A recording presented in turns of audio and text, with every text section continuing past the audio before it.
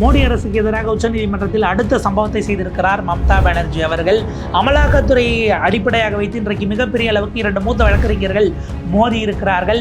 ஈடியை நீங்க எதிர்கட்சிகளை நோக்கி ஏவலாக ஏவி விடுகிறீர்கள், இதை அனுமதிக்க முடியாது, சட்டவிரோதம் அப்படின்னு மம்தா பானர்ஜி தரப்பும், இன்னொரு பக்கம் அப்படியெல்லாம் இல்லை, ஈடி ஏதோ பெரிய பயங்கரவாதி போல நீங்க தான் சித்தரிக்கிறீங்க, இதை ஏற்றுக்க முடியாது, இதுக்கு எங்களுக்கு அதிகாரம் இருக்கு அப்படின்னு மத்திய அரசும் மோதிக்கொண்டிருக்கிறது. நீதிபதிகள் சொன்ன விஷயங்கள் என்னவாக இருக்கிறது? அமலாக்கத்துறை ரைடை போய் மம்தா பானர்ஜி தடுத்தது தொடர்பான வழக்கில் தேர்தலுக்கு முன்பாக தீர்ப்பு வர வாய்ப்பே இல்லையா? எதை நோக்கி பயணிக்கிறது இந்த வழக்கு? இந்த அமலாக்கத்துறை குறித்து உச்சநீதிமன்றம் தொடர்ந்து கடுமையாக பேசியிருக்கக்கூடிய விஷயங்கள் என்ன? தீர்ப்பு வாங்கி தர முடியலன்னா எதுக்கு வழக்கை மட்டும் போடுறீங்க என்கிற கேள்விகள், அதனுடைய பின்னணி, இவற்றை விரிவாக அலசுகிறது இந்த தமிழ் குரலின் வளவன் எக்ஸ்க்ளூசிவ் செய்தி தொகுப்பு. மோடி அரசினுடைய 6வது விரலாக அமலாக்கத்துறை மாறி இருக்கிறது அப்படின்னு ஒரு பகிரங்கமான குற்றச்சாட்டு பொது வெளியில் இருக்கிறது. ஏன்னா தொடர்ந்து கடந்த காலத்தில் சிபிஐ எப்படி காங்கிரஸ் அரசினுடைய பீரியடில் பயன்படுத்தப்பட்டதோ, சிபிஐ விடவும் மிக அதிகமாக செல்லமாக போஷிக்கப்பட்டு வளர்க்கப்படுகிறதா அமலாக்கத்துறை அப்படிங்கிற ஒரு கேள்வி இருக்குது. இப்போ உச்சநீதிமன்றத்தில் நடந்த சம்பவத்துக்கு போவோம். ED has been weaponised, no, ED was terrorised, exchange in Supreme Court plea against Mamata Banerjee அப்படிங்கிறத பார்க்க வேண்டியிருக்கு. அதாவது வழக்கமாக தனிநபர்கள் அமலாக்கத்துறையினுடைய சம்மனை எதிர்த்து, அமலாக்கத்துறை கைது செய்ய முயற்சி செய்தது போட்ட வழக்கை எதிர்த்து கோர்ட்டுக்கு போவார்கள். மம்தா பானர்ஜிக்கு எதிராக இடி கோர்ட்டுக்கு போயிருக்கிறது. அந்த வழக்கு அங்கே இருக்குது. எங்களை நாங்கள் ரைடு நடத்தினோம், வந்து எங்களை தடுத்தாங்க, மறுச்சாங்க, எங்ககிட்ட இருந்த ஆவணங்களெல்லாம் அள்ளிட்டு போயிட்டாங்க, வழக்கு சம்பந்தமாக இப்போ எதுவுமே எங்ககிட்ட இல்லை அப்படின்னு அதற்கு எதிராக மம்தா பானர்ஜி மீது நடவடிக்கை எடுக்க வேண்டும் என்று இடி போட்ட வழக்கு. இந்த வழக்கில் மம்தா பானர்ஜியின் சார்பில் ஆஜரான மூத்த வழக்கறிஞர் சித்தார்த் லுத்ராவும் மத்திய அரசினுடைய கூடுதல் சாலிசிட்டர் ஜெனரல் எஸ்வி ராஜுவும் நீதிமன்றத்தில் கடுமையாக காரசாரமாக மோதியிருக்கிறார்கள். அமலாக்கத்துறையை தங்களுடைய அரசியல் எதிரிகளுக்கு எதிராக திட்டமிட்டு பழி வாங்குவதற்காக இந்த அரசாங்கம் பயன்படுத்துகிறது, ஒரு ஆயுதமாக அதை நீங்கள் மாற்றி இருக்கிறீர்கள் என்கிற குற்றச்சாட்டை சித்தார்த் லுத்ரா வைத்திருக்கிறார்.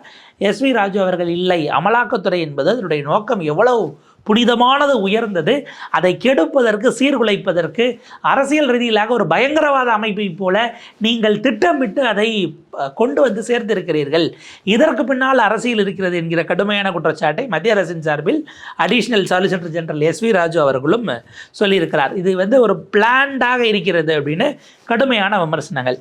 இப்போது இந்த வழக்கு அப்படிங்கிறது விசாரணைக்கு எடுக்கப்பட்டது அப்படின்னா, விசாரணைக்கு எடுக்கப்பட்டது 1 மாதம் நேரம் கொடுத்து மார்ச் மாதம் 18ஆம் தேதிக்கு வைத்திருக்கிறார்கள். ஏனென்றால் மோடி அரசு சாலிசிட்டர் ஜெனரல் துஷார் மேத்தாவை கொண்டு வந்து இறக்க போகிறது அப்படிங்கிற செய்தியும் வந்திருக்கிறது.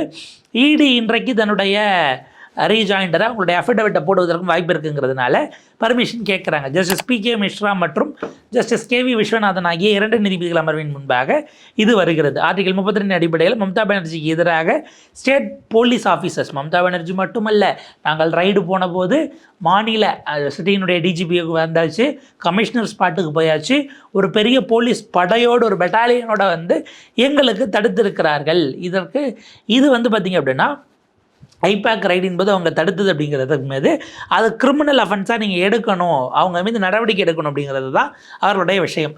உச்சநீதிமன்றம் இந்த வழக்கை எடுக்கும்போது தான் இந்த காரசாரமான விவாதம். இதற்கு பிறகாக நோட்டீஸ் கொடுத்து 3 எஃப்ஐஆர்ஸ் யாரின் மேலே, வெஸ்ட் பெங்கால் போலீஸ் இடி மேலே போட்டிருக்கக்கூடிய 3 எஃப்ஐஆருக்கு ஏற்கனவே கொடுக்கப்பட்ட தடை தொடர்கிறது. அவங்க மேலே நீங்கள் நடவடிக்கை எடுக்காதீங்க, இது என்ன மாதிரி இருக்குது, அந்த மாநிலத்தில் இந்த மாதிரி தான் சட்ட ஒழுங்கு சூழல் இருக்கா, நீங்கள் குற்றம் சாட்டுறீங்க, இது எல்லாத்தையும் நாங்கள் பார்க்குறோம், சிசிடிவி கேமராஸை நீங்கள் அதே போல் வைக்கணும், எலக்ட்ரானிக் டிவைசஸ் மற்ற விஷயங்கள் இதெல்லாம் பத்திரமா வைங்க, நாங்கள் ப்ராப்பராக பார்க்குறோம் அப்படின்னு உச்சநீதிமன்றம் தெரிவித்திருக்கிறது. ஸோ இதில் ரொம்ப முக்கியமானது ஒரு கவுண்டர் அஃபிடவிட். இடியினுடைய இந்த வழக்கில் மாநில அரசு ஒரு மிக முக்கியமான பிரமாண பத்திரத்தை, தங்கள் தரப்பு குற்றச்சாட்டுகளை, நியாயங்களை எடுத்து வைத்திருக்கிறது அப்படின்னும் நம்ம பார்க்க வேண்டியிருக்கு. இதுதான் இப்போது இந்தியா முழுக்க அடுத்த பேசுபொருள். ஏன்னா இந்த வழக்கில் மம்தா பானர்ஜி அவர்கள் இதை எப்படி கொண்டு போகிறாங்கங்கிறத தாண்டி இடியை எக்ஸ்போஸ் பண்ணுவதற்கான ஒரு விஷயமாக இது மாறி இருக்கிறது அப்படிங்கிறத கவனிக்கணும். இப்போ இதற்கு நடுவில் அமலாக்கத்துறையினுடைய அந்த இமேஜை வேறு மாதிரி கொண்டு போகிறதுக்கு ஒரு செய்தி என்பது கசியப்படுகிறது. அமலாக்கத்துறை 95% கன்விக்ஷன் ரேட் வச்சுருக்கு அப்படின்னு போன 2 வாரமாக ஓடிக்கிட்டு இருக்கு. 95% கன்விக்ஷன், அதாவது 100 வழக்கு போட்டால் அதில் 95 கேஸில் நாங்கள் குற்றவாளிகளை நிரூபிச்சிடுறோம், என்பதாக அவர்கள் கொடுத்திருக்கிறார்கள் பிஎம்எல்ஏ கேசஸில். ஆனால் இன்னொரு டேட்டாவும் இருக்குது. அது உண்மையா எங்கே அந்த அந்த கேம் இருக்குது அப்படின்னா, நம்ம பார்க்குறோம் என்டிடிவியில் ரிப்போர்ட் ஆன செய்தி 2025 1% conviction rate against politicians leaves probe agencies இடி ரெட் ஃபேஸ்ட் அப்படிங்கிற செய்தியை பார்க்குறோம். இதுவும் 2025 மோடி கவர்மெண்ட் கொடுத்த இதெல்லாம் பார்த்திங்கன்னா இடி யாரு கீழே வருதுன்னா நம்முடைய மாண்புமிகு மத்திய நிதியமைச்சர் நிர்மலா சீதாராமன் அவர்களுக்கு கீழே அமலாக்கத்துறை வருகிறது. அவங்க கொடுத்த டேட்டா 1%ங்குது. அது எப்படிங்க, நீங்கள் 95% ஒரு ஏஜென்சி சிறப்பாக செயல்பட்டு வழக்குகளை பதிவு பண்ணி குற்றவாளிகளை நிரூபிக்குது அப்படின்னா அது எப்படி 1% வரும்? 1 எங்கே இருக்குது, 95 எங்கே இருக்குது? அப்போ இந்த ஒரு வருஷத்தில் வேகமாக செயல்பட்டுட்டாங்களான்னா அதுதான் கிடையாது. நீங்கள் அந்த 95%ங்கிறத ஒரு பக்கம் வச்சிங்களா, இந்த 1% இது ரெண்டுத்துலையும் எங்கே டிஃப்ரென்ஸ் வருது அப்படின்னா, அந்த 95% முதலாளிகளாக இருக்கிறவர்கள் அல்லது வேறு ஏதாவது சட்டவிரோதமான செயல்கள் செய்து கருப்பு பணத்தை சேர்த்தவர்களுக்கு அங்கே இந்த 1% என்பது பாலிட்டிஷியன்ஸ், அதாவது அரசியல்வாதிகளுக்கு எதிராக போடப்பட்ட வழக்குகளில் கடந்த 10 ஆண்டுகளில் ஒரே 1%, 100 கேஸ் போட்டால் ஒரே ஒரு கேஸில் தான் கன்விக்ஷன் வாங்கியிருக்கிறது அமலாக்கத்துறைன்னு அதே நிர்மலா சீதாராமனுடைய அமைச்சரவை தான் கொடுத்துருக்கிறார்கள். அப்போ இந்த இடத்துல உள்ளபடியே பணத்தை திருடுறவங்களை எல்லாரையும் பிடிக்கிறீங்களான்னா அது தனி விவாதம். அப்படி பிடிக்கப்பட்டவர்களில் நீங்கள் எப்படி பார்க்குறீங்க? சிலர்லாம் ரைடு போது உங்கள் கட்சிக்கு வந்து பார்த்திங்கன்னா டொனேஷன் கொடுத்த உடனே இந்த ரைடு அதோடு நிப்பாட்டப்படுகிறது, என்ன நடந்துச்சுன்னே தெரியாமல் இருக்குங்கிற கேள்வி இருக்குது. 193 வழக்குகள் கடந்த 10 ஆண்டுகளில் அரசியல்வாதிகளின் மீது போடப்பட்டு 2 பேருக்கு தான் கன்விக்ஷன் வாங்கி கொடுத்துருக்குறோம் அப்படிங்கிறது அவங்களுடைய விஷயம். ஆக்சுவலாக அது 1%க்கும் கீழே. அதுதான் ரொம்ப முக்கியமானது. கடந்த 5 ஆண்டுகளில் 2019க்கு பிறகு மட்டும் அதில் 138 கேஸ் வேகமாக பதிவு செய்யப்பட்டிருக்கும். முதல் டேர்மில் கூட கொஞ்சம் கம்மி தான். அதை விடவும் மிக அதிகமாக பாஞ்சு பிடிச்சிருந்தது கடந்த 5 வருஷம். இதில் என்ன அப்படின்னா, அந்த 2 பேர் கன்விக்ட் ஆனாங்க இல்லையா 193 வழக்கில், அதில் ஒரே கேஸில் 2 பேர் கன்விக்ட் ஆகியிருக்காங்க, A1 A2 அப்படிங்கிறதுனால. இவங்க அதை சேர்த்து வச்சுருக்கிறாங்க. ஜார்க்கண்ட்லேருந்து former state minister Hari Narayan Rai, அவருக்கு ஏறத்தாழ 7 ஆண்டுகள் சிறை கொடுக்கப்பட்டது. அதே போல் இன்னொருவரும் அனோஷேகா அப்படிங்கிறவர், அவருக்கும் 7 ஆண்டு சிறை தண்டனை கொடுக்கப்பட்டது. ஓகே, அது 2 கேஸ் 193ல் இவங்க 2 பேருக்கு மட்டும் கன்விக்ஷன் வாங்கி கொடுத்துட்டாங்க என்பதாக இருக்கிறது. அப்போ நம்மளுடைய கேள்வி அப்படின்னா, ஊழலை ஒழிக்க வந்திருக்கிறீர்கள். ஊழல் என்பது பெருமுதலாளிகளுடைய கருப்பு பணத்தோடு நின்றுமா, அரசியல்வாதிகளுடைய கருப்பு பணத்தோடு வருமானு கேள்வி இருக்குது. அப்படி இல்லை, எல்லாம் ஊழல் தானே. அது எப்படி ஊழல்? நல்ல ஊழல், கெட்ட ஊழல்? ஊழல் கெட்டது தானே அப்படின்னா, இந்த அரசியல்வாதிகள் மீது ஏன் நீங்கள் நடவடிக்கை எடுக்கவில்லைன்னு ஒரு கேள்வி வரும். ஏன் எடுக்கலை அப்படின்னா, அவர்கள் பாஜகவில் சேர்ந்து விட்டார்கள் அல்லது பாஜகவோட கூட்டணியில் இருக்கிற ஒரு கட்சியில் போய் சேர்ந்து விட்டார்கள், அதனால் அவர்களின் மீது நாங்கள் நடவடிக்கை எடுக்கவில்லை என்பதாகத்தான் வரும். நீங்கள் நவாப் மாலிக் கேஸ்லாம் ஒரு கிளாசிக் எக்ஸாம்பிள். அவர் ஒருங்கிணைந்த என்சிபியில் இருக்கும்போது அவருக்கும் தாவூத் இப்ராஹிமுக்கும் தொடர்புங்கிறாங்க. அவரை கைது பண்ணி உள்ளே வைக்கிறாங்க. ஏறத்தாழ 1.25 வருஷத்துலேருந்து 2 வருஷம் சிறையில் இருக்கிறார். பிறகு வெளியில் வருகிறார். வெளியில் ஜாமீனில் வராரு. வந்து துணை முதலமைச்சராக இருக்கிற அஜித் பவாருடைய ஃபேக்ஷனில் சேர்க்குறாரு. இந்த கேப்பில் கட்சி உடைஞ்சிருது. இவரோடு சேர்ந்த பிறகு அவர் நல்ல தலைவராகி விட்டார். அப்போ தாவூத் இப்ராஹிம்கிட்ட தொடர்பு இருக்குன்றது அது எங்கேயோ சொல்லியிருக்காங்க, நீங்கள் அதை எதுக்கு யாரோ தவறாக சொல்லியிருக்கலாம் என்கிற நிலைமைக்கு அந்த லெவலுக்கு அதை நகர்த்திட்டாங்கங்கிறது தான் பரிதாபத்துக்குரிய ஒரு செய்தியாக இருக்கிறது.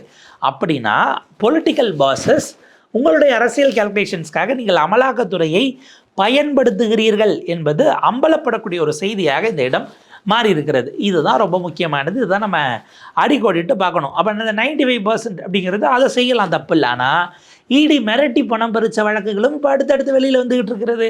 இங்கே எங்களுக்கு அதிகாரமே இல்லை, ஆனால் நாங்கள் சீல் வச்சோன்னு சென்னை உயர்நீதிமன்றத்தில் வந்து உங்களுடைய ஃபேம் நாட் ராங் அடிஷ்னல் டைரக்டர் லெவலில் வந்து நீங்கள் மன்னிப்பு கேட்டிங்களே, மறந்து போச்சா அப்படிங்கிறதையும் நம்ம இடியை நோக்கி கேட்க வேண்டியிருக்கு. இதில் அடிப்படையில் அமலாக்கத்துறை என்பதை விடவும் அதனுடைய பொலிட்டிக்கல் பாஸாக இருக்கக்கூடிய நிதியமைச்சர் நிர்மலா சீதாராமனும் அதற்கும் மேலே இருக்கக்கூடிய பிரதமர் மோடி அவர்களும் தான் இதில் பொறுப்பேற்க வேண்டிய தேவை இருக்கிறது. அந்த மாரல் ரெஸ்பான்சிபிலிட்டி அவங்க மேலே தான் நம்ம வைக்க முடியும். இப்போ நம்ம சில உதாரணங்களை எடுக்கலாம். சில கட்சிகளை முடக்குவதற்கு இது பயன்பட்டு இருக்கிறது அப்படிங்கிறதையும் பொலிட்டிக்கலி நம்ம எடுத்துக்க வேண்டியிருக்கு. அது எந்தெந்த கட்சிகள் உதாரணத்துக்கு எடுத்தோம்னா, கவிதா கேசிஆர் அவங்கள கைது பண்ணுறாங்க. இதில் டெல்லி லிக்கர் ஸ்கேம் பாலிசிஸில் அவர் சிறைக்கு போகிறார். இங்கே ஏதோ ஒரு வகையில் அது வந்து சந்திரசேகர் ராவுக்கான ஒரு அந்த கட்சியினுடைய செயல்பாடுகளில் ஒரு முடக்கமாக அமைந்தது. அதுக்கு அடுத்த தேர்தலில் அவர்கள் தோற்கிறார்கள். அரவிந்த் கெஜ்ரிவாலே கைது பண்ணப்படுகிறார். ஜார்க்கண்டில் ஹேமந்த் சோரனே கைது செய்யப்படுகிறார்.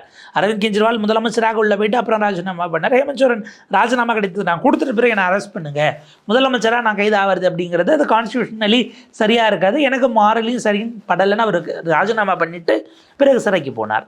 பட் இவங்க ரெண்டு இதில் இவங்க யாருக்காவது குற்றம் நிரூபிக்கப்பட்டதானா இல்லை. ஆனால் ஆட்சி மாற்றம் அப்படிங்கிறது 2 இடத்துல செஞ்சுட்டாங்க.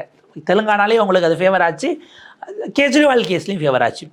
இது போக நீங்கள் பார்த்தீங்க அப்படின்னா முக்கியமான காங்கிரஸ் கட்சியினுடைய முதலமைச்சர்கள் இல்லை மற்ற இடத்துல இருக்கிறவங்களுடைய குடும்பத்தினருக்கு கொடுக்கப்படுகிற ரைடு என்பதும் அவர்களுடைய ஆட்சியை கவிழ்க்க அல்லது ஆட்சியை மக்களிடம் ஊழல்வாதிகள் என்று அம்பலப்படுத்துவதாக பதிவு செய்து அவங்க மேலே குற்றத்தை நிரூபிக்கணும்லாம் அவசியம் இல்லை, கைது மட்டும் பண்ணாலே நம்ம பார்த்துக்கலாங்கிற ஒரு பேட்டர்னும் போயிருக்கு.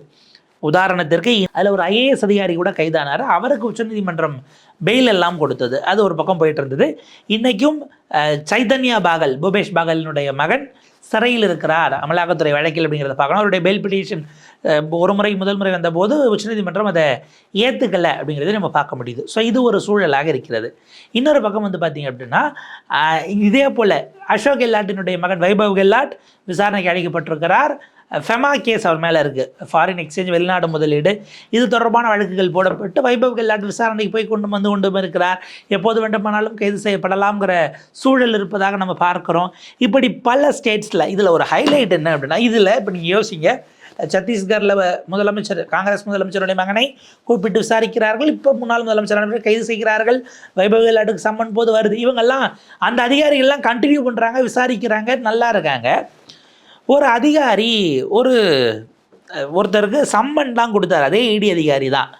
ஆனால் அவரை உடனடியாக அந்த எந்த ஊரில் வேலை பார்த்தாரோ அங்கேருந்து அவரை மாற்றி நேரடியாக டிரான்ஸ்ஃபர் போட்டு சென்னைக்கு அனுப்பிட்டாங்க. என்ன பண்ணார்?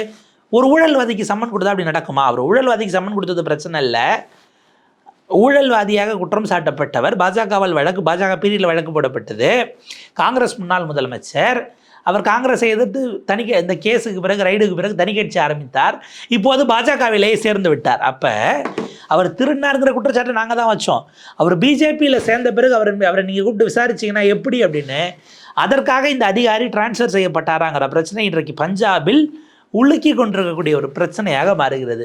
பஞ்சாபினுடைய முன்னாள் முதலமைச்சர் கேப்டன் அமரீந்தர் சிங், அவர் அப்பொழுதே வெற்றி பெற்றிருந்தார், முதலமைச்சராக இருந்தார். காங்கிரஸ் வேறு காரணங்களுக்காக அவரை மாற்றினாங்க. அந்த இடத்துல வந்து பார்த்திங்கன்னா சரண்ஜித் சிங் சன்னி அவர்களை கொண்டு வந்தாங்க. பிறகு அந்த அமரீந்தர் சிங் தனியாக போனார், கட்சி ஆரம்பித்தார், பிஜேபியிலே இணைஞ்சிட்டார். நீங்கள் பாருங்கள், the New Indian Express report ஆகிருக்கக்கூடிய செய்தியை பார்க்குறோம். ED officer who issued summons to ex-CM Amarinder Singh transferred from Jalandhar to Chennai.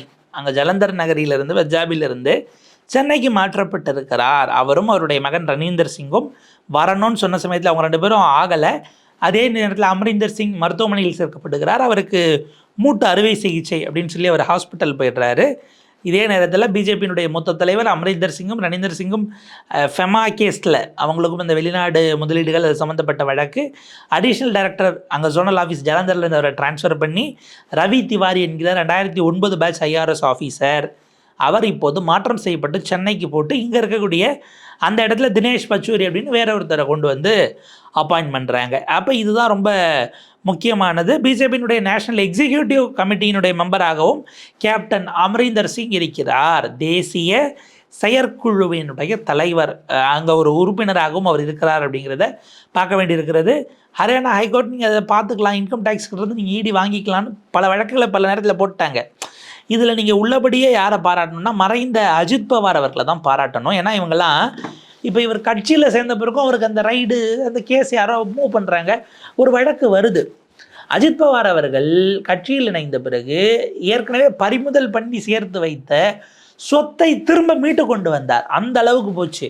அவருடைய மனைவி தற்போதைய முதலமைச்சர் சுனித்ரா பவார் அல்லது பார்த் பவார் அவருடைய மகன், இவங்க யாரோ ஒருத்தவங்க, அவங்க சம்மந்தப்பட்ட வழக்கிலிருந்து அவர்கள் விடுவிக்கப்படுகிறார்கள். அமலாக்கத்துறையினாலேயே அவர்கள் அந்த வழக்கு இதுக்கு மேலே அவங்களுக்கு சம்மந்தம் இல்லைங்க அப்படின்ட்டு அவர்கள் விடுவிக்கப்படுகிறார்கள்.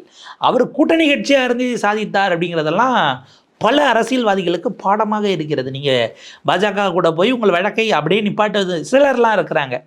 அவங்க மீது IT ரைடு இல்லை சில வழக்குகள் சிலது பதிவான உடனேயே வைத்திருந்த கட்சியவே கொண்டு போய் பிஜேபியில் சேர்த்ததெல்லாம் நம்ம பார்த்தோம் அப்படிங்கிற சூழலெல்லாம் வந்திருக்கிறது. அப்போ இப்படியான சூழலில் நீங்கள் எப்படி செயல்படுறீங்க அப்படின்னும் போது தான் அமலாக்கத்துறை ஒரு குரூப் மாதிரி செயல்பட முடியாது. அதாவது நீங்கள் உங்களுடைய இஷ்டத்திற்கு ஏற்ப ஒரு கிரிமினலை போல, ஒரு குற்றவாளியை போல அமலாக்கத்துறை செயல்பட முடியாதுன்னு உச்சநீதிமன்றம் கடந்த ஆகஸ்ட் மாதம் சொல்லியிருக்கிறதுங்கிறது தான் பார்க்க வேண்டியிருக்கிறது. நியூ இண்டியன் எக்ஸ்பிரஸில் you cannot act like a crook SC slams ED questions low conviction rate in PMLA cases. இதுதான் ரொம்ப முக்கியமாக. இவங்க சொல்கிற 95% கோர்ட்டு பாராட்டி இருக்கணும். ஏன் 1% சொல்கிறாங்கன்னா, இந்த வழக்கில் விஜய் மதன்லால் சௌத்ரி ஜட்ஜ்மெண்ட் தான் பேஸாக இருக்குது. அதில் பல இடியினுடைய சிறப்பதிகாரங்கள் செல்லும்னு சொன்ன சட்டம். அதை எதிர்த்து திரு கார்த்தி சிதம்பரம் உள்ளிட்ட பலரும் தொடுத்த வழக்கில் தான் அமலாக்கத்துறை ஒரு பொறுப்பற்ற நிலையில் அல்லது மிஸ்யூஸ் ஆஃப் பவரை நோக்கி அவங்க போகிறாங்களா, அதிகாரத்தை தவறாக பயன்படுத்துகிற இடத்திற்கு போய் நடந்து கொள்கிறார்களா, பல நேரங்களில் கைது செய்வதற்கான அந்த விதிமுறைகள் இருக்கு இல்லையா, அது எல்லாத்தையும் காற்றுல பறக்க விட்டுட்டு கைதுகள் என்பது நடக்கிறது. சட்டத்துக்கு உட்பட்ட 4 சுவர்களுக்குள் தான் நீங்கள் நடந்து கொள்ள வேண்டும், உங்களுக்கு அப்படிலாம் வானலாவே அதிகாரம் இல்லை அப்படின்னு 3 நீதிபதிகள் அமர்வு, ஜஸ்டிஸ் சூரியகாந்த், ஜஸ்டிஸ் உஜ்ஜல் பயால் மற்றும் ஜஸ்டிஸ் கோட்டீஸ்வர் சிங் ஆகியோர் இணைந்த அமர்வு அதை பதிவு பண்ணியிருந்தாங்க. இப்போ அந்த சூரியகாந்த் அவர்கள் தான் சிஜேஐயாக இருக்கிறார். அவர் இப்போது 3 நீதிபதிகள் அமர்வை அமைத்து மதன்லால் சௌத்ரி ஜட்ஜ்மெண்ட்டை ரிவைஸ் பண்ணலாமா வேண்டாமா என்பது தொடர்பானதை ஒருவேளை துரிதப்படுத்துவாரா அப்படிங்கிற கேள்வியும் எதிர்பார்ப்பும் எழுந்திருக்கிறது. மம்தா பானர்ஜி தொடங்கி இருக்கக்கூடிய ஒரு விஷயம் என்பது இந்த ஐபேக் ரைட்டில் உள்ள நுழைஞ்சது என்பது ஏறத்தாழ 2 மாதங்கள் ஆகிவிட்டது. எடுத்துகிட்டு போன ஆவணங்கள் அவங்ககிட்டே தான் இருக்குது. ஒருவேளை கோர்ட்டு திரும்ப கொடுக்க சொன்னாலும் அவங்க வெறும் ஒயிட் பேப்பரை கொடுத்து இது தாங்க எடுத்துகிட்டு போனோம்னாலும் இன்னும் பண்ண முடியாது அப்படிங்கிற ஒரு சூழலும் இருக்குது.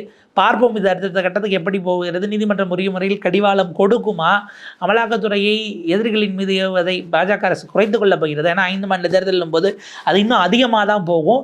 இதற்கு யார் முற்றுப்புள்ளி வைப்பது, யார் பூனைக்கு மணி கட்டுவது என்கிற கேள்வி இப்போது நம் முன்னால் இருக்கிறது.